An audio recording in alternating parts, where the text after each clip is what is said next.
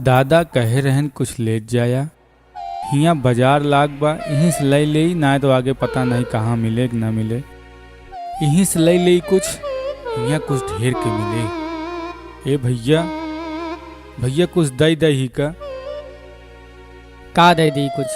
कुछ दे दे भैया, का कुछ दे दे। बचपन में हम सुने रहे हमरे दादा हरे कहत रहन कुछ माने सूरन होता। एक सुरने दे देते ही हम, वह चाहिए हमका लागत है।